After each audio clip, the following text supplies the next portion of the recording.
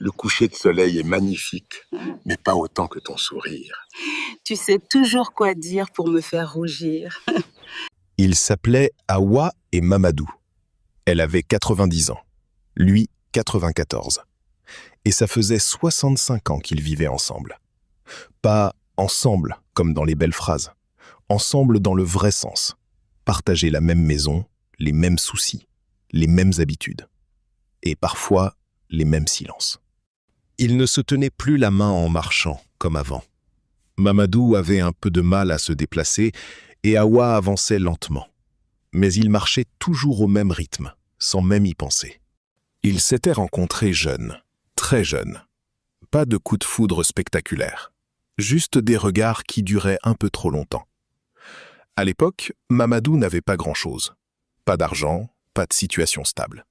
Hawa le savait, sa famille aussi. On lui avait même dit clairement « Tu peux trouver mieux ». Mais elle avait répondu quelque chose de simple. « Moi, je veux quelqu'un avec qui je me sens bien. » Et avec lui, elle se sentait bien. C'était suffisant. Leur mariage n'a pas été facile. Les premières années surtout.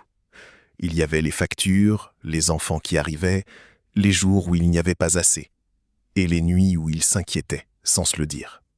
Je ne sais pas comment nous allons tenir. Il n'y a presque plus rien à manger. J'ai cherché du travail toute la journée, mais je n'ai rien trouvé. Ils se disputaient aussi. Pas tout le temps, mais assez pour que ça soit réel. Mamadou était têtu. Hawa aussi. Parfois, ils ne se parlaient pas pendant des heures. Puis, finalement, l'un des deux finissait toujours par casser le silence. Souvent, c'était lui. Pas avec de grandes excuses. Juste une phrase comme « Tu as mangé ?» Et elle comprenait. Avec les années, ils ont changé. Leur amour aussi. Il est devenu moins bruyant, mais plus solide. Mamadou a toujours gardé une habitude. Il regardait Hawa comme s'il la découvrait encore. Même avec les rides, même avec les cheveux blancs. Il ne le disait pas souvent, mais ça se voyait. Et Hawa, elle connaissait tout de lui.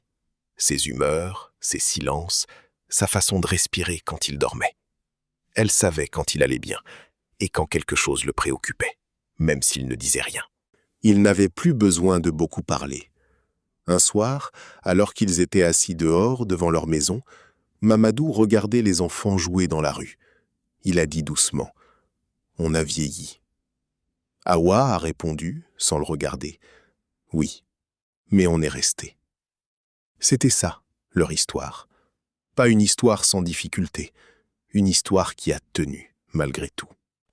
À leur âge, les gestes étaient devenus petits, mais importants.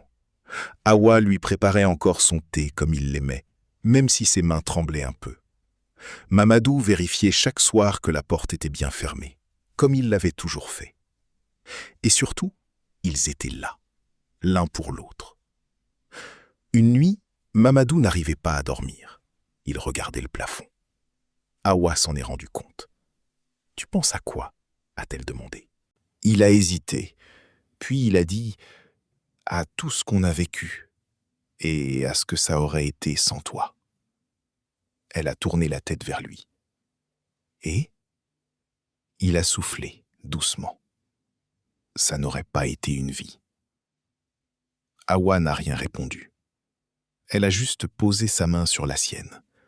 Une main marquée par le temps, mais toujours la même.